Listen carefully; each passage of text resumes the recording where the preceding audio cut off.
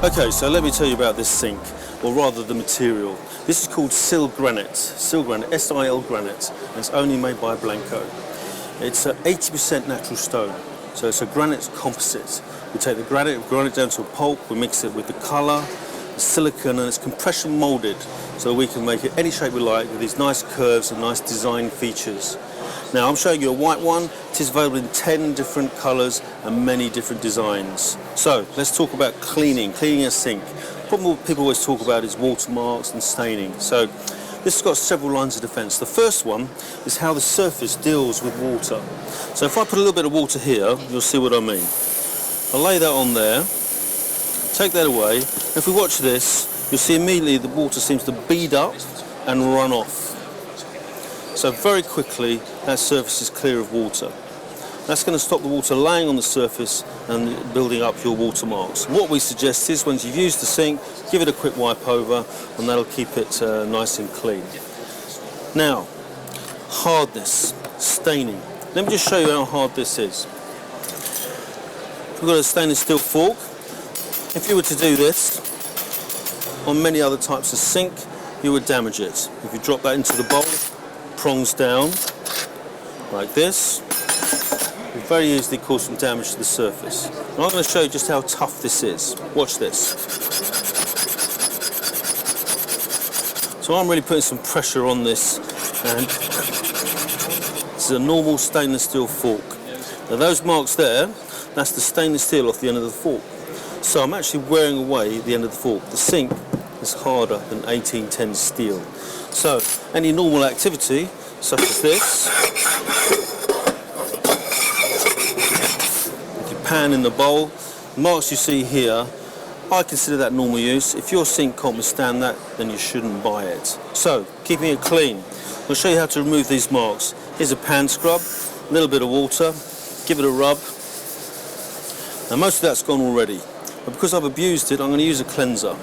In this case, I'm going to use a cream cleanser. It's Sif, could be any type. You're not being tied into a special product.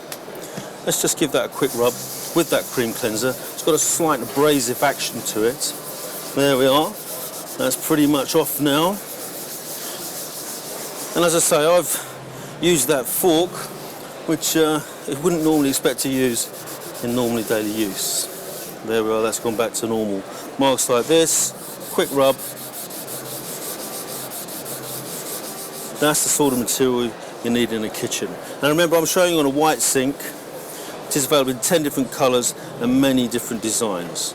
So let's talk about staining. People always worry about tea, coffee, red wine, that sort of product. Now let me just dry this surface off. I always think it's easier to stain something when it's dry. It's not protected by the water. So that's dry. Let me show you this. This is beetroot juice. Lethal in the kitchen. If that touches anything, wood, knife handles, material, stains, and you've lost it. Let's put some of that on our nice white sink. There we are. Now, if you did have an accident in the kitchen and you had a spillage like this, hopefully you're going to spot it, you're going to clean it up and minimise the damage. The problem comes when you don't know you've done it. So for example, put something down like that, you leave it overnight, you come back, you've got the dreaded ring. Red wine, coffee, that sort of material. Now this is beetroot juice. So I'm going to do that, give us some rings, a little bit of problem to deal with. Excellent, okay. Now, the other product everyone talks about is curry. Got some curry paste here. This is concentrated. It's got turmeric in it, that lovely yellow Indian spice. Let's put some of that on there, onto this nice white sink, and leave that to harden off for us. Okay. Now just to remind you, there's no special coating, there's no surface. If you take a cross section of the sink, it's the same all the way through. There's no surface to wear off or deteriorate over time. Good. Now, coming over to this side, we're talking about use in the kitchen, food preparation, not just washing up. And as you'd expect, it's 100% kitchen safe. By which I mean, if you wanted to, here's a chef's nice, stainless steel. Take this carrot, going to cut on the surface there.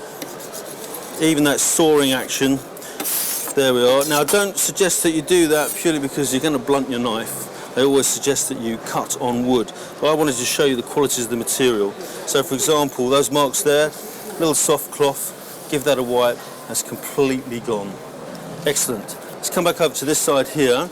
Now, yes, as you can see, this beetroot juice is now dried on. So that's dried beetroot juice on this white surface. How are we going to clean that? I'm not going to use a pan scrub, I'm not going to use a cleanser, I'm just going to use some cold water. A little dribble, it's not a jet, it's cold water. I'm going to put that straight on there. As you can see, that lifts that straight off. So if you look here, it's dried on beetroot juice. I'll put some water on that, and that lifts that straight off the surface. We go to the curry paste, a little bit more water. There we are. Now that mark you see there, that's what everyone dreads, that yellow stain. The reason why that's clung on is because it's greasy. We just need to cut that grease.